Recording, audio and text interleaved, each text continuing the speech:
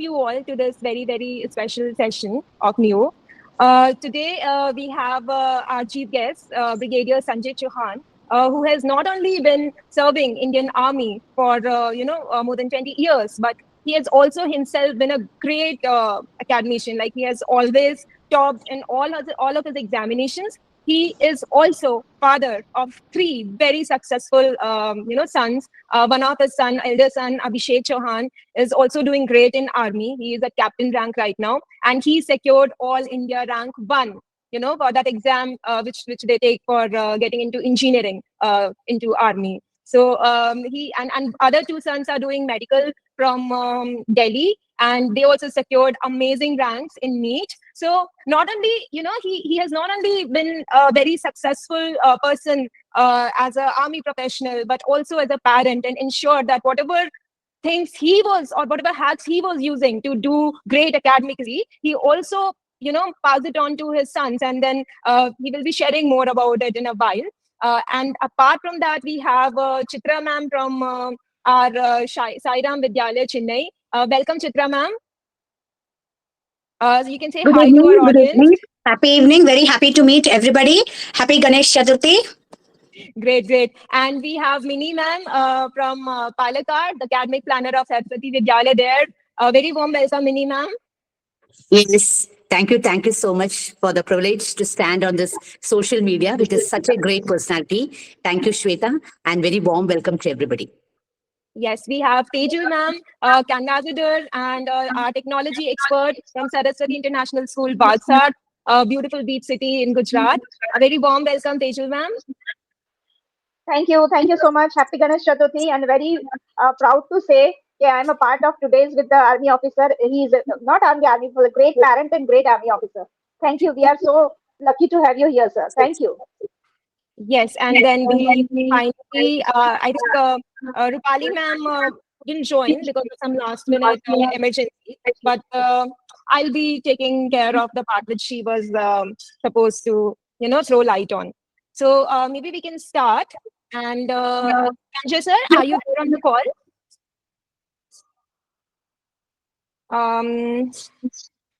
Okay, as and when he joins in, maybe he can address this part. And we will start with the first sub-theme of today's session, which is what was our original education system, pre-colonization era, which you can also call the Gurukul era, or the Gurukul culture that we used to have. I respect all other attendees to please put yourself on mute. Otherwise, other viewers might have an issue in listening. Thank you very much. And oh, great. We have Sanjay sir on call. Shweta, can you hear me now? Yeah, we can hear you. We can see you. Good to see you finally.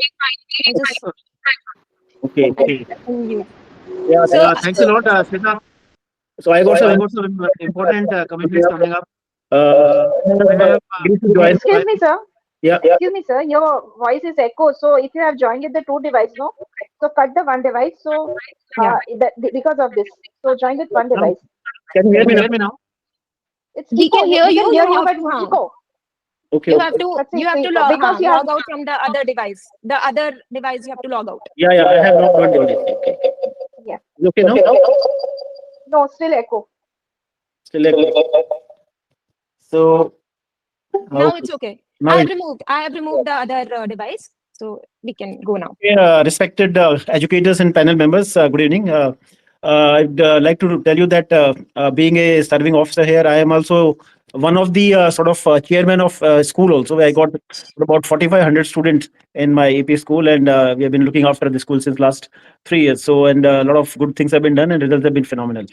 So before I dwell into the main subject of my address today, I would like to express my heartfelt appreciation to Shweta and his team and her team, the NEO, for organizing this comprehensive series on the National Education Policy 2020. So I was busy somewhere today. We have got a you show there. It was in news also that there was an international exercise which is going in Jodhpur, and we had gone there. We just come back from there. So she said, "Okay, I have to attend." So that's why there was a little bit of technical snag in between. So coming on to the first point, that why there is a need to establish this series on NEP. Ladies and gentlemen, you know that this NEP, which has started in 2020 by the government of India, a lot of new things have been sort of revamped into the complete policy. Our complete post policy has gone under total overhaul, starting from the primary, the pre-primary, then comes to the middle, senior, and then graduate, undergraduates, and beyond. So it is very important to know the rules and regulations about this. And since you are the backbone of complete education faculty, will be teaching in so many schools and colleges, and it is very important for you to tell these things to the students, and they should know how to decide upon their future this thing career. And now coming on to the role of education in making India a superpower, Shweta has told me to speak on this. Superpower as of now will be slightly difficult, but I'll take a regional power. First of all, the Asian power we can call it, because education is not merely about acquiring knowledge. It is the very foundation upon which we have to build our nation's future. An educated population forms the bedrock of the strong democracy also. That fuels our economic development also, and it ensures our self-reliance also. So we take an example like if a society is educated and people are learned, they acquire knowledge, they invest a lot of things in research and development, then they acquire technology. We can go for the production of various things to start with the arms, ammunitions, the manufacturing hub we can make of India country like this. So once the productivity increase, we get self-reliance in these things, we become economic superpower, we can become manufacturing hub, then we are military powers, and when we are like IT superpower in the world. So combining all these things, we can become superpower. So we can say, yeah, knowledge, education, and all these, and your role will be very, very important in this. So we can make it, and as our Prime Minister has already said, that we are going to become the third largest economy in the world. That is 5 trillion economy. So economically also we are growing, and educationally, if you grow, we'll definitely become the regional superpower first, and then the military superpower, and the world superpower also. The next point was regarding the importance of education in the warfare. From our ancient times, we have seen that the Arthashastra was written there, and it gives profound insight into statecraft and the military strategy also. In today's modern warfare, the cryptanalysis, they break enemy codes. Then it's very important thing in the to get the intelligence gathering there. If you look back during Second World War, it was the brilliant minds of the Bletchley Parks who cracked the Enigma code and changed the whole course of the world. In our army also, we got so many systems working together. We have got BSS, that's called battlefield surveillance system. Then we have got decision point metrics and all these things. The complete situation of the battlefield when it comes to a single platform, it gives better situational awareness, and it supports the hierarchy and the military leaders to take wise and correct decisions. So knowledge is playing very important part in that also. Coming on to the point number 5, that is attacking education system as a warfare strategy. It has been there since ages, and you can see various examples were there. The Cultural Revolution of China was there. Then the Khmer Rouge regime in Cambodia, we have seen that. We also seen the Taliban's giving restrictions on the education, especially on the girls, and what is happening there. So that is also an example. So if you remember that Lord Macaulay, who was there during English time, he said, if you want to destroy a nation, destroy its culture, destroy its education system, and that's why they banned all our gurukuls which were there. So this was also a strategy which was taken by these English Britishers who came to India. Coming on to importance of technology in the contemporary world, the battlefield is expanding into now cyber warfare. The importance of digital literacy cannot be overstated in this age of information warfare. Our educated IT professionals are the new age soldiers. They are defending our digital borders and safeguarding our information infrastructure. So in our army parlance also, we have got so many verticals on which the battlefield is being fought. We have got info warfare, then we have got cyber warfare in which we are tackling all these hackers from our enemy countries. Then we got perception management, we have got psychological warfare. Therefore, we try to change the mind of the enemy. If you come to the battle per se, then we have got so many systems in which very new sophisticated technology is being utilized. Surveillance systems. We start with the battlefield ground surveillance system. We have got unattended ground sensors. We come then to drones. Then your high altitude, long endurance. UCAS are available there. Then we have got electronic warfare aircrafts. Then we have satellites and all. So these are some systems. Coming into weapon delivery systems, which become more lethal and with longer range as the battle progresses. We have got precision guided munitions. This is also in infusion of technology in that. Loitering ammunitions are there. They can tackle your target, then keep on loitering for 8 hours, 10 hours till the time target appears. Then we have got ARMs, anti-radiation missiles, like they hook latch onto the radars, and whenever you switch it on, they destroy it. So technology is playing big role in the warfare also. And the future times, it will be more lethal. The range will be higher, and it will carry a lot of devastation. We have seen this thing in Russian-Ukraine warfare. We have seen in Israel, Hamas, then Azerbaijan, and it's happening everywhere. Coming on to the another point, India is an ancient knowledge hub. We have been like this. If you go through our ancient history, so many Vedas, with 4 Vedas were written, then Puran, the Upanishads. Americans and Europeans also acknowledge the fact that our Upanishads have got tremendous amount of knowledge. Zero was also discovered by us. So there were a lot of astrology points were discovered by us. We have got Charak Samhita, which has then Shushruti was the father of surgery. So Arthashastra was written by Kautilya. It gives all the political science things, which is still valid today also. So we have been the knowledge hub.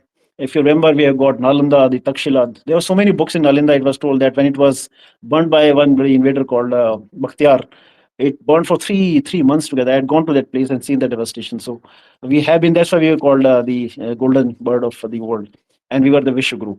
So how can we inculcate patriotism through knowledge? So this is the point. So, gentlemen, if you go to the glorious system which we have, we can definitely get points. Students, every problem solved by in a classroom, every semester, every idea should contribute to our national strength. So we have to give credit to our teachers, our faculty, our these educationists, and all the principals, the teachers who are teaching the school right from the beginning. They can inculcate and they can groom these young minds into like what Dr. Abdul Kalam said, we give them ignite their wings and then make them. They are the future generation who are going to shape the future of our India. So, in the last and conclusion, I'll not take much time of yours. So let us pledge to approach education not just as a personal goal, but also as a national duty. For in the strength of young mind lies the strength of the nation. Let us learn, innovate, and lead India towards a future where knowledge is our greatest defense and progress our unwavering mission. So once again, I my special congratulations to Sweta and her team NEO for this initiative. Your efforts in disseminating knowledge about NEP 2020 are a great service to the nation, aligning perfectly with our goal of a stronger, more educated, and vibrant India. I wish you all the luck. Thanks and. Uh, Thank you for all these educationists who are listening me. We best with best wishes and happy Ganesh Chaturthi. Thank you, Jai Hind. Thank you, and Jay and sir, thank you actually to take out time and join us on such a short notice. It meant a lot. And while I was listening to sir, although I just made some pointers which I thought would be relevant for our audience, but the depth which he had on each of those topics, I think if I had done that research for like even a month or longer, I would not have gone to that kind of depth. I mean, like, this person sitting in front of us, he himself is a research book of like more than 50 years, all of his life experience in just 10 minutes. So thank you so much, sir, for sharing your experience, your insights on this very, very relevant topic. Best of luck. You're doing a human service and all the best from my side. Thank you, sir. And with that, let's start our today's session. We have about 35 minutes. So we will keep the 4 sub-themes very, very crisp. Okay, right from the first one, which is about our original pre-colonial education system of India. And for that, I would like to invite Chitra ma'am. So Chitra ma'am, if you could share first a little bit of, overview of what kind of education system we used to have earlier. Yes, Shweta, Brigadier Ji, thanks. Thanks for reminding us that we are all in education warfield, knowledge warfield, and we are all soldiers. So as teachers, we are ready to support you in building a wonderful, knowledgeable India. Thank you, sir. Thank you, sir. Actually, India is very well known for our culture, our tradition. We used to have Gurukul system. As rightly said, Mata, Pita, Guru, Deva. So mother, everything starts from the mother. So mother starts teaching her child right from the womb. So inside, when the child is developing, mother starts teaching. After that, that teaching is being supported by the father. Unless the guru interferes and helps him sculpturing the personality of the child, education is not fulfilled. So in the Gurukula system, the child is left under the care of the guru. So the guru, after that, happens to be the mother, the father, the mentor, everybody. So it is the guru. And along with the children, all the students, the Sishyas used to stay with the guru. And education is 24/7. There are no holidays, etc., etc. And as it's told, it's a residential learning. Now we are having that period-wise system. So the child interested, it will listen. The child is not interested, he or she may not listen. But Gurukula system, it is not like that. When the guru feels like teaching, let it be midnight. The guru will say, the Sishyas, they have to sit, they have to listen. So that kind of obedience, dedication, everything was that. And it is a holistic education. Since the time duration is too very much constrained, let me say holistic education. How many of us we know about making the bed? We get up in the morning, that's all. After that, we never turn back because we have a clock ticking behind. We keep running. We never even take care of anything else. Whatever is essential, that alone we do and go. But making the bed is an essential culture. So in the Gurukula system, they have to take care of themselves. They have to take care of the Gurukula. They have to do the daily chores, help the Guru Mata, keep the environment clean, etc., etc. To everything. Their work also they have to do, whatever work for the Guru, for the Gurukul, all of it they have to do. So that way they were put into hard work. So that hard work with willingness, they were willing to do that hard work. And when the child is put into all this, the Guru, he keeps monitoring the personality traits of the student.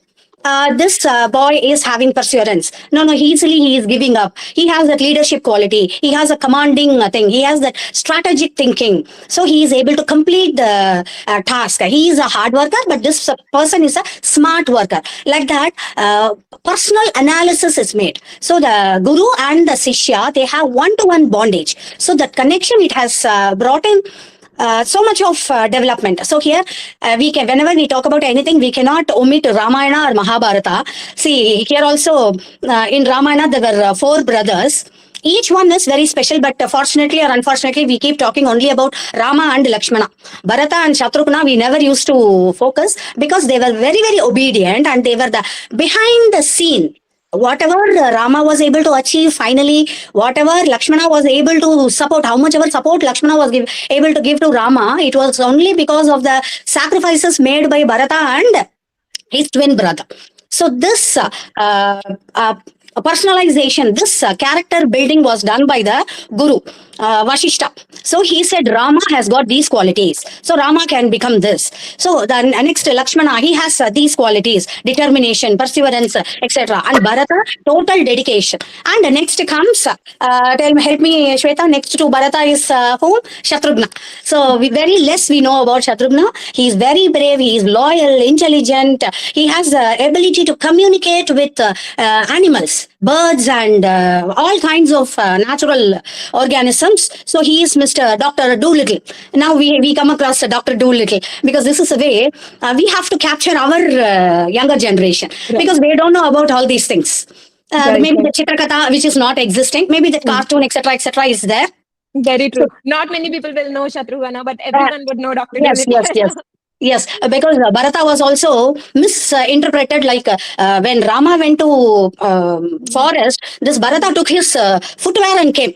So Rama had to walk barefooted. What a very cruel brother he was. It is not like that. I am at your service, not to a person, even to your footwear, I am ready to serve. That was the dedication which Bharata had.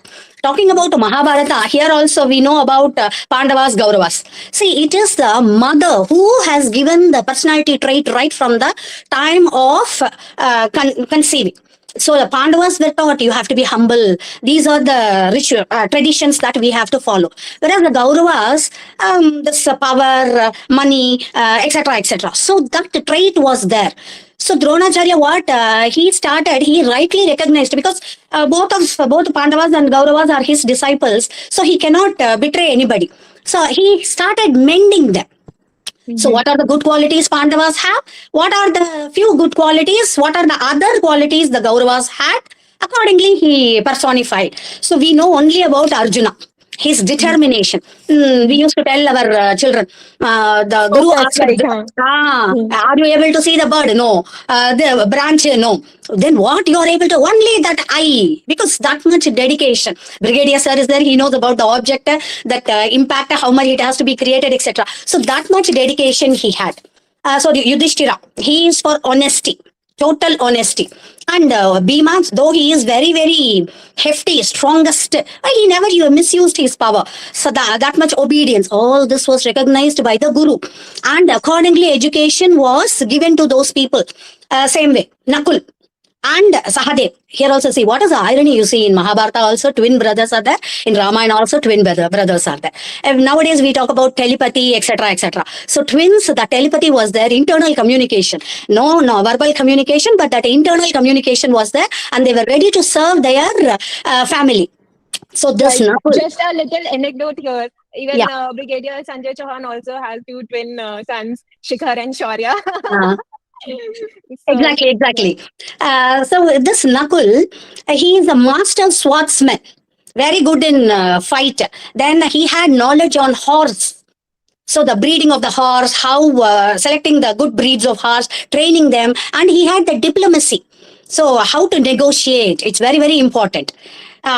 So that diplomacy and bravery, ready to face any kind of situation, not just like that jumping into the crisis, but analyzing, strategically bringing. So this quality was identified by the guru and it was developed. Then this Sahadev, he's very well versed in astrology, astronomy. When we talk about astronomy, we have to talk about definitely Aryabhatta. So the zero. See, our Indian system, we believe in so many things, but what is the problem with our system? I think even till date we don't have the written document. Nowadays we can say patent right. Since I'm a science person, even for our turmeric, curcumin, the US, they have got the patent. Our neem, they have got the patent. See, we are hard workers, but we need to do little smart work also. These are all our ancient traditions, our things. We have to secure right. So we have to do this paperwork at least from now onwards. So we have to now this design thinking, everything is there in the college. So this design thinking, patent, everything was created during the Gurukula system. Because what is this called? Vishnu Dhanush, etc., etc. So this is one person is very good. Arjuna is very good in this. Karna is very good in this. So all these are patented to them. In the sense, when you talk about something, you talk about them. So it's a kind of tribute given to them. So our Aryabhattaji, he only invented this Shunya, zero. It was there in the Mayan system and other things, but it was brought into the world by the Italian mathematician Fibonacci. Forgive me for the pronunciation. So he only made the world realize that there is a number zero, but it was originally identified and introduced by our Aryabhatta. Without his contribution, the field of mathematics, science, logistics, etc., etc., wouldn't have developed. And see, this NASA is saying now, sun, Om is there. But our gurus, what they have said, meditation, part of the Gurukul system, physical exercise, yoga. Now everybody is talking about power yoga, different types of yoga. But this yogic exercise, it is a lifestyle. It is not an exercise. It's a lifestyle. Same way meditation. So nowadays also what we are saying even in kindergarten. Close your eyes, sit. So these were brought to us from our gurus only. Okay, now everything is associated with tradition, rituals. So Ganesh Chaturthi, what they will say, no need for murti also. Just to take one powder, make up Ganeshji out of turmeric or out of cow dung. God comes. So such a simple mentality. So we Indians, we think very simple, but we achieve too much. Very higher grade levels. Not to mention about our Kalpana Chawla and now this astronaut who is stuck in space. They are all our Indian descendants. Right? So all these knowledge, it has been transmitted through our genes from our ancient people. So now we have achieved all these things. So I think I have lots and lots. Same way, now they say for the adolescent children, sex education is very, very important. But you go to the temple, you look into the sculptures there, it tells you, it gives you information how to develop self-control. This self-control only keeps human different from animals. So all these things. So that has also been taught. So this integrated curriculum. Now we say art integrated, different subjects integrated. It was there previously. Now through this 2020, once again we are recognized. We are recognizing these systems. So what is our, I think we are running short of time. So I understand. So what we have to tell our students, look at background. When I was in school, there was a moral science period. Now in the running system, we don't have all those things. Instead, some 7 habits. And before my school, big trees, spacious school. We used to adore our garden, etc., etc. It's a wild place, but very well maintained. So we have to talk about the sacred groups, not in 12th standard portion as a supplementary Ramsar bioreserves, not like that. You tell our children, see every place associated with the temple, it is there. This only, where the Gurukula was done, below the banyan tree, some trees. That means what? They are the hot spots. These are the sacred groups we have to maintain. So biodiversity is very, very important. Sustainability is very important. Unless we allow nature to flourish, we cannot flourish. That is what was told to us. But somehow, as rightly said, this colonization has disrupted, and but still, one point, we are still remembering our roots. Any place, anywhere, every house, there is Ramayana, there is Mahabharata, there are so many things, Upanishads, Bhagavad Gita, Bhagavatam, etc., etc. That means what? We are still remembering our roots, and we are still culturally, traditionally connected to our Gurukula system only. But nowadays, what? The student is sitting, teacher is standing. According to the will and wish of the student, the teacher has to communicate. But okay, it's allowed, modern days. And at this juncture, I would like to thank this COVID. Don't mistake, I'm in my right mind only. Unless COVID has got itself intruded into the world, such communication, global communication wouldn't have been possible, right? So here we are getting modernized as well. We are sticking to our old traditions. So now also in some schools, this Indian traditional school system, Gurukula system is happening. I know many places it is happening where Vedic maths, it's been taught, and how to do science, hands-on training. This definitely I have to say. Now we have in the NEP hands-on training, experiential learning. Everything was there in the Gurukula system. Same way, feedback. The guru will call the Sishya. These are the aspects where you have to improve. These things you are doing very well. So, Shweta looking down is my feedback. So, thanks Shweta, special mention for giving me the opportunity. So, we are the real warriors. Our job is to keep our younger generation fit, both physically, psychologically, ready to face the world. Okay, with that note, thank you. Thanks for the opportunity, one and all. Looking forward for future opportunities. Thank you. Thank you. Thank you so much, Chitra ma'am. I mean, I know we have exceeded the time a bit, but I think our audience is enjoying it and they won't mind maybe staying back a little. But this kind of, information that you have shared, so beautifully capturing every aspect of our original education system, how, with the help of Mahabharata and Ramayana, what different kind of skills were taught, and how it kind of, made people like that kind of holistic, evolved person. So thank you so much, Chitra ma'am. And without taking much time, I would like to now invite Mini ma'am from Palakkad to throw a little light on what happened when Britishers came and they started introducing their reforms. And, like Brigadier Chauhan mentioned that he started banning the Gurukuls. And so what exactly happened and what was the impact? If you could quickly share that with our audience. Thank you, ma'am. Social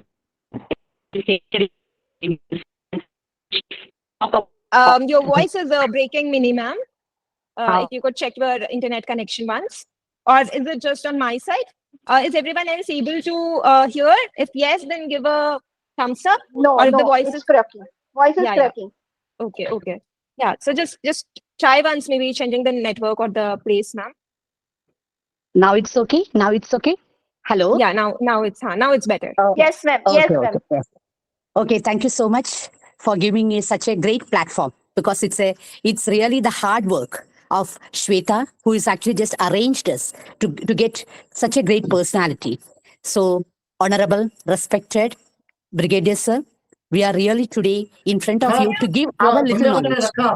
Okay, I could see somebody's mic is on. Please mute it. Yeah, I muted it, and I request everyone to please be careful. Okay, so it's really my pleasure to stand with such a great honorable person who just gave a very beautiful account. See how that today's educations and the earlier education has been just gone. See how in what change? What are the changes that he has just given us? So our honorable chief guest gave the very vast knowledge in a few minutes. So let me stand before you all. See, after this Gurukula system, we know that drastic change occurred in Indian education. The drastic change that actually just occurred, which was mainly based on the entry of Britishers. We know that India, which was under the complete control, under the slavery of the British rule, where it just came the introduction of English. See, our language or our sets, our tradition, our knowledge of education was completely changed, as we know that it was the role of Macaulay in Indian education, which actually just presented about the main state, though it was actually a drastic change which occurred in 1835. Actually, he sought to establish what? The need to impart English education to the natives. We have to think that, see, in 1835, how the English education should be just developed in India, claiming its superiority where over the traditional knowledge of our system was in the lower form. So how our tradition or how our mother tongue language or how our normal schoolings was completely changed, especially introducing English in the education. And this was actually, as NEP says today, education for all. But in British's time, the education, especially the English education, it is actually confined to only the upper class, confined to those Indians who would work for British office, who would actually just work for British. So in that sense, it is actually promoted the downward filtration theory, in which we know that, see, India's educational strategy was actually to create a class of interpreters. There was actually interpreters. There was actually a specific block with the British intendant to train a tiny part of the upper and middle class only. See, special training, special highlightment, special opportunities was actually just given to the upper class. So there comes the class discrimination in our country. So how? So those we know just that discrimination had made to study this language or introduce this language only to a few upper class society itself. So this theory, or according to this theory, we just see that the British thought to educate only a few upper class Indians. So that's, we have to just note that point, only a few. Even we just have that, only a few of the Indians. There may be other Indians who would have got the opportunity to learn English. Our country could have more and more flourished. It's my belief. But that opportunity or that chance was totally confined only to a smaller group. Then we just see how the government, British government, just spent money only on imparting what? Western education. So there came the complete full stop, complete stopping of our education, of our normal education. So they started to introduce English in the government schools. At least in each sets, in each district, there should be a specific government school with English, with imparting English as a language. So with the medium of instruction, it was actually just English. And they also just gave importance, see, that the section-wise development of the primary sections, then similarly the upper primary sections and higher studies, it was also introduced during the Britishers' time. See, that system, Yes. that level of systematic system in the education was introduced during the time of British. But one thing is that this was confined. This was actually just given. The level of the Western education was given only to a specific handful number of people itself. But though they had a vast idea, through one part, I am just thinking that they had a vast idea to introduce universities like London, where they want to make either in Mumbai or in Chennai, that is in Madras, or in Kolkata, they have to make the same university. So that idea they just implemented. That idea they just Right, right. constructed, because yes, that university's level, how to make in these three cities, at least in these three cities, they can change, just like the University of London. So that idea was actually just it was actually a root of this British, because though we say that Britishers, they had just snatched all our property, all our wealth, but still they had left here. They had just left, because even now in my place, very standing real life situation I want to tell is that, see, my college where I had studied, Government Victoria College, it was during the time of Britishers. The school institute, Government Victoria Girls, see, the name itself, Victoria Higher Secondary School. See, it is usually I think I would constructed- like to just add one very point that is coming in my mind on this Yeah. topic is Yeah. although, there are a lot of things around, what Britishers did. They introduced a lot of reforms. There were like several reforms, and there is not enough time to actually go in, list all of those.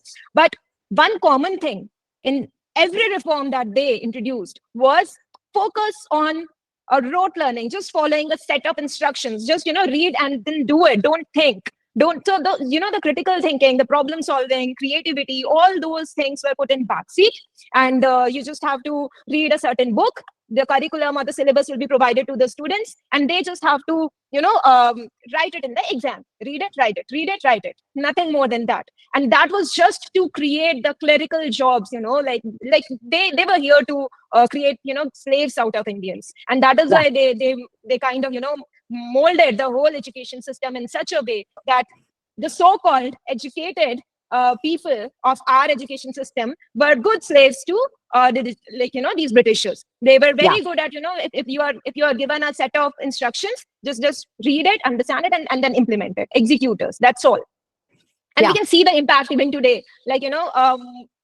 Earlier, India used to produce so many innovators, so many discoveries, innovations. But today, most of the companies, MNCs, where Indians are employed, their job is just in customer service, customer support. The actual high-paying employees are all from outside. They're not Indians. In any big company, if you see, and the intelligent people, then what they do?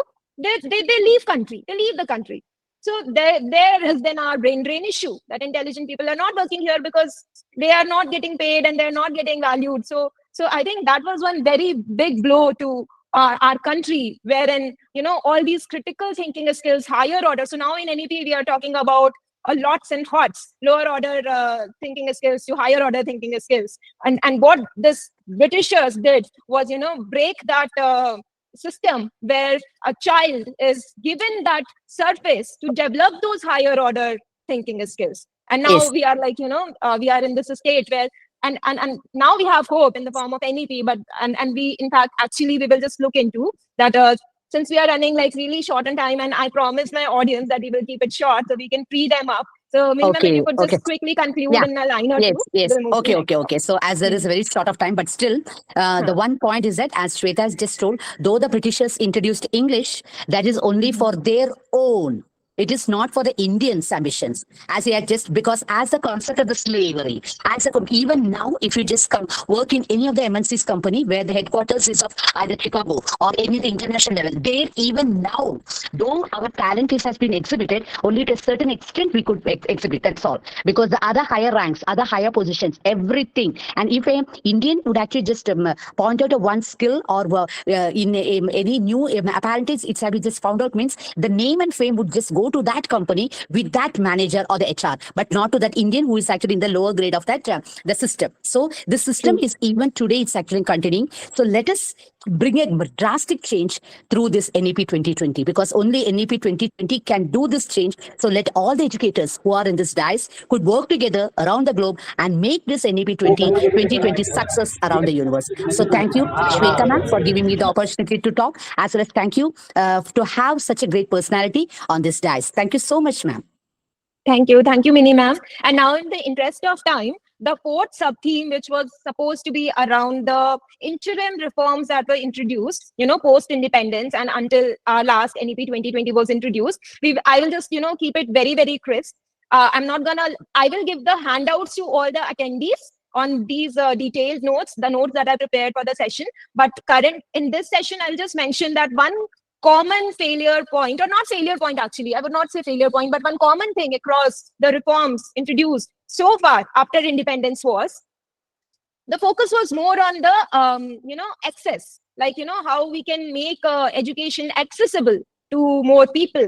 But there was not, a very strong development on the quality of education, like how we were just scaling the Britisher set education system so we can reach out to more people, but there was not so much of change in how of this education, like, what approach should be taken. And this is where NEP is different in the terms of it has definitely worked towards the accessibility also, but a lot of thought and a lot of points are around the overall approach of learning. And that is going to impact not just the quantity, not just the accessibility, but also the quality of students that are going to come out of this new education system, which would be implemented with the help of NEP. And for that, I would like to invite our last guest, and this is the most important topic of today, introducing you all to some very core principles of NEP.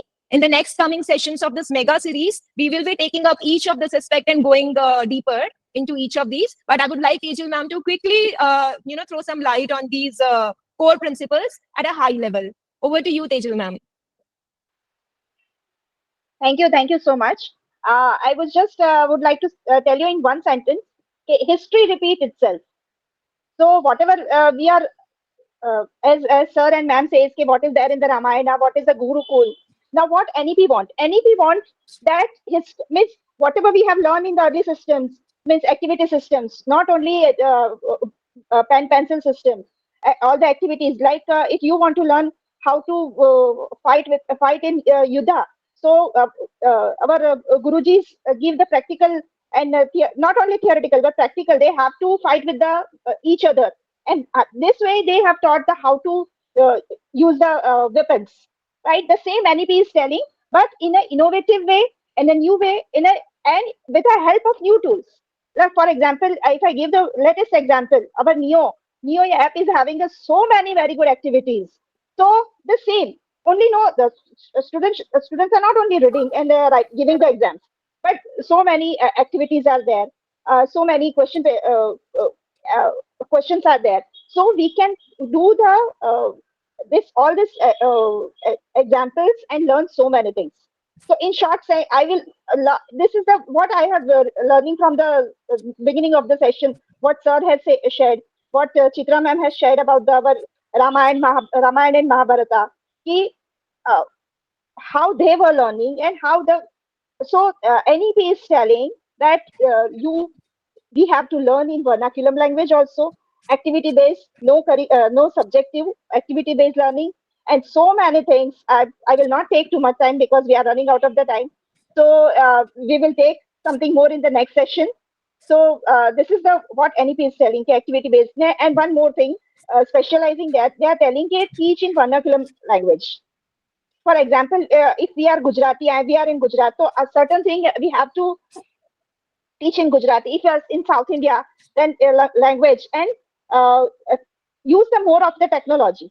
So here, any Neo is helping us for the lots. We will get the lots of help from the Neo. It is very easy to learn. Means इतना software है ही इतना अच्छा कि देखोगे तो आपको सब कुछ समझ में आ जाएगा. तो I would love to request everyone, okay, please use this platform. And NEP system is already there. We are working on that. So your students, teachers, we will reduce your workload and easy your working system. So this is what we are trying to tell you. Just again, okay, we are behind of NEP, and we have to implement all the systems with the use of technology. So many platforms government has given, like CBSE, ICSE, CNET, and Shiksha platform. So many training centers are there. So we are learning from that also. Okay, how activity, for example, what is the importance of AI in this today's technology? I'll give you my school example. We are having a scanning machine. That is for the students also. Students are also every day morning, they have to scan their face for attendance because of the safety issue. So this is how AI involved in today's technology. We are doing the same thing what Gurukul is doing. Gurukul was doing before early education system, but in a different way. NEP is nothing that. It is, I repeatedly say, history repeat itself. Okay, whatever what system we were used to, our forefather was learning the system. The same system is there in the NEP, but with the help of new technology, new tools, and AI is also helping us a lot. So whatever we are having, we have to use, and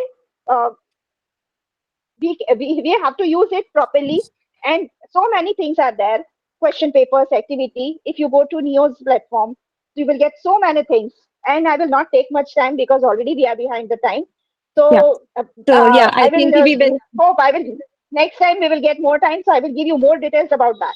Sure, Thank you, sure. Shweta. So, And special one salute for the sir, and thank you for the taking care of our country. Thank you. Yes. Thank you, everyone. And yes, we are respecting all of your time, so we will not deep delve into this last part. But just to tell you that the core four major aspects of NEP, that is the early childhood care and education, holistic and multidisciplinary education, assessment reforms, and this one is very major. Like, it's so vast and it's so deep. It will take one very big session on its own, but we will try to complete it in one. And then the role of technology in education. So these four are very, are the very crux of NEP. And in the upcoming 4 sessions, we will be dwelling into each of them in detail. For that, and for the feedback form of this current session also, I will just request you all to join this WhatsApp group, and I will share the feedback form here. I need to add a little questions also in that, because we go by this, that there are certain questions from the sessions, and then this was a very impromptu session, very candid conversation. So I'm yet to put those questions in the form. So you all can also get a little revision of what we learned through this session while doing the feedback. And yes, you will get the certificate if you answer at least 3 out of 5 questions correct. So if you have listened to the session, you will get the certificate. Otherwise, we will put the recording also, and then you can view the recording and then fill the feedback form if in case you were not able to listen through the whole session. So what is more important is, like, why we are taking so much effort reaching out to people, bringing them on this stage, so you can learn from their experience, from their insights. And that's why certificate is a byproduct. I know there is a mandate for so many trainings you have to do, and you need those certificates for that. But learning is paramount, and therefore I want all of you to actually listen to the great insights that are shared by different speakers in this forum. And once you watch the whole thing, you will be able to answer the questions in the feedback form also, and you will get the certificate. Okay, I will be sharing the certificate link today itself. And NEO is especially to make it very easy for educators and schools to align themselves with NEP. That is, our core mission, how we can make NEP, alignment for the schools. So there will be one NEP alignment document which will be shared with all these attended. I will put it in the last page, the thank you page of the feedback form itself. So it would be like a checklist. So if you are, administrator or a principal or a position where you can, make the decision makers look at, these are the things that we need to do. This is the checklist that we have to take to ensure that our school is NEP aligned. So then it will be a very, very helpful resource for you. I will put that in the thank you page of the feedback form. So don't forget to download it and have a look at that. Okay? So I've shared the WhatsApp group link here. Those who are in the NEO Educator Circle 1 and NEO Educator Circle 2 need not join this. Those who are new to this forum, they can join this WhatsApp group. Recording as well as the feedback form will be shared here shortly.